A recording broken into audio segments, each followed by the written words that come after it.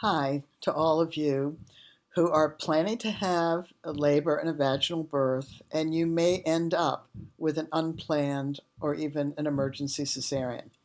Now, if you hear drumming in the background, I'm in New Zealand. We have been in total lockdown because of COVID-19 for the past 2 weeks and will be for another 2 weeks. That's my neighbor. They drum. So just know that we're all trying to entertain each other. So anybody who is planning a labor may end up with an unplanned cesarean or an emergency cesarean, and those are distinctly different. When birthing better skills start to develop, as I've mentioned, and you'll hear it again and again, when I gave birth in 1970, there was a 4.5% cesarean rate, which meant all of us labored because the cesarean was done if women's lives were at risk, and it was major abdominal surgery. We were knocked out and we were cut from the pubic bone to our navel. It was very serious. So doctors just let us labor. Considering that the obstetric specialty only started in the 1950s, maternity care and development around maternity care has been very recent. In fact, my grandmother died of pneumonia before penicillin. I was born in 44, and I was the generation of people who had antibiotics. I grew up during the polio epidemic. When I became involved in birth in the 70s, they didn't have a ROGAM for people who are Rh negative. They didn't have ultrasounds.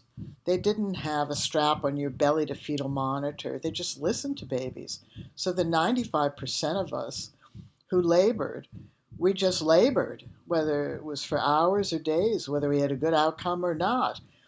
So we just have to keep reminding ourselves that the belief that birth is this natural, normal thing has been it's become twisted. It's now come to mean easy, manageable with a good outcome. That's never been accurate. And we can't control the circumstances around it. You might end up with a snowstorm, or you've had a fight with your partner who then stormed off and you haven't seen in 3 days. I mean, for goodness sake, the women in Syria, or the tsunami, or Hurricane Katrina, or the COVID virus. You can't control this. All you can control is yourself.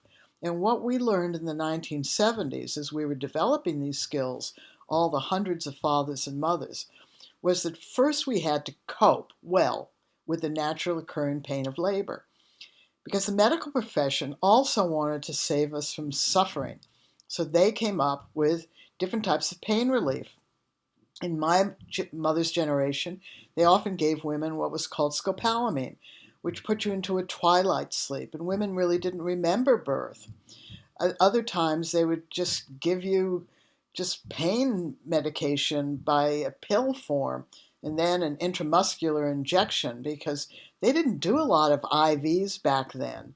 Intravenous is very, very, very recent. We couldn't eat or drink, which meant many of us got dehydrated. So you need to understand that the modern maternity care is not a boogeyman out to get us. And I have been involved in this conversation for 50 years and have listened to the natural birth movement absolutely be an anti-medical movement. Now, you may be an anti-medical person. I worked with a lot of religious people who wouldn't have gone to the doctor for anything. So I understand that. And I, as the director of our New Zealand NGO, that's your choice. If you're anti-medical, be anti-medical. What I learned from 20 years living in countries where there was little or no medical care is if you're going to be anti-medical, at least have the skills to help yourself. And that's really what Birthing Better is all about, skills to help yourself. So if you're coming to this course from 24 to 36 weeks, prepare your body for birth.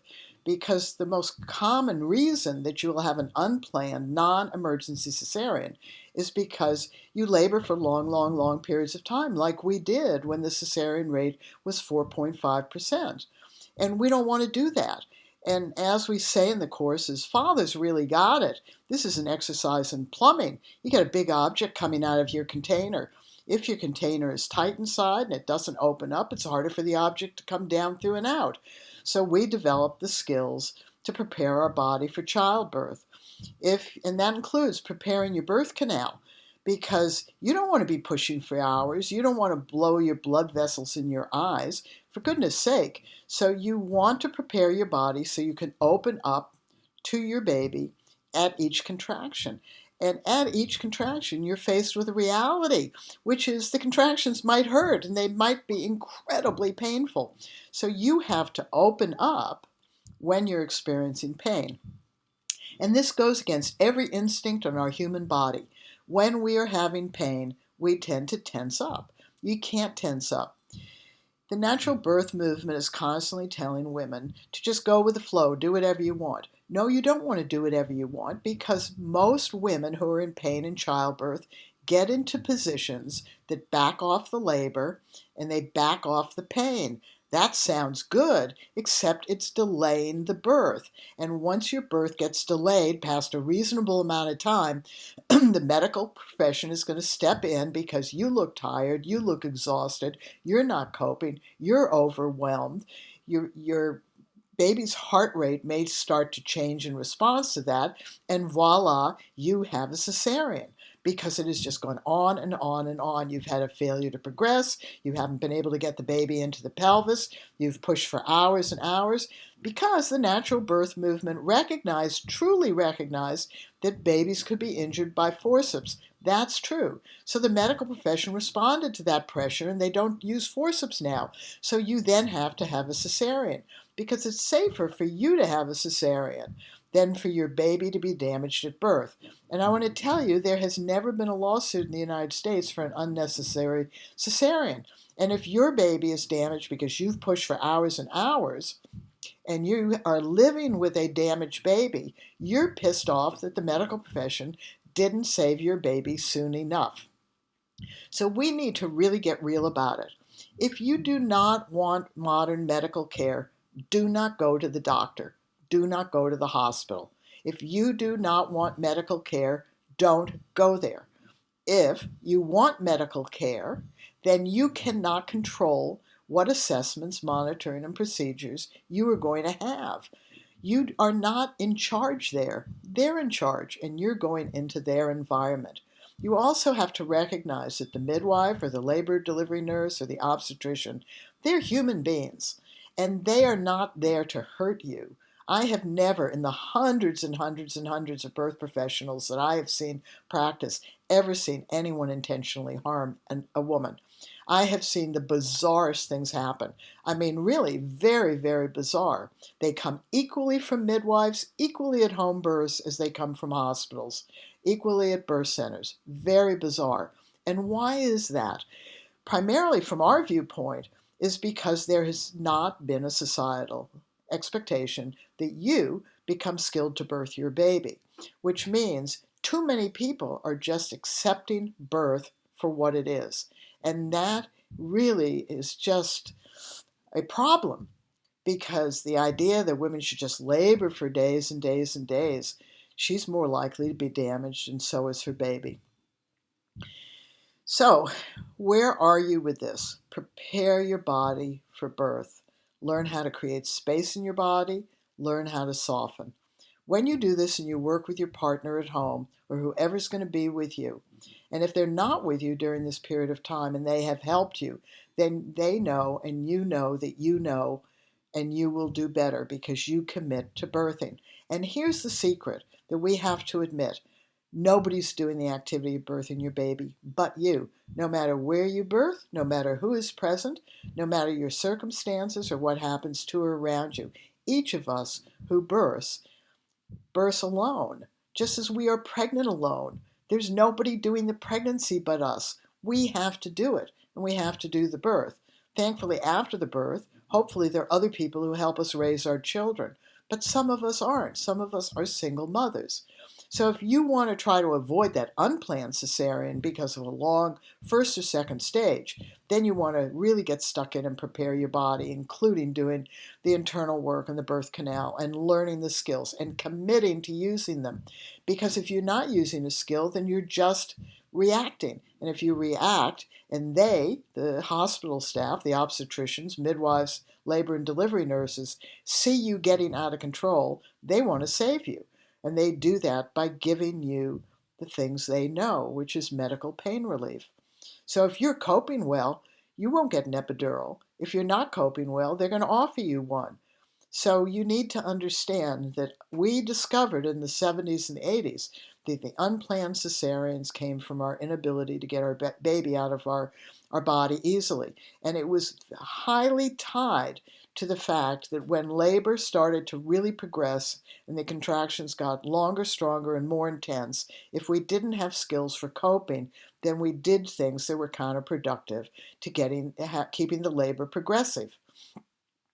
So if you're 36 weeks to 42 weeks now, then focus on the birth skills, but at least do some of the body work. You may not have time to do the internal work, but at least do some of the body work and the positions particularly, and the 5 phases of contractions and the progression of labor. It's really important that you keep your labor progressing, even if you haven't done a lot of the body work.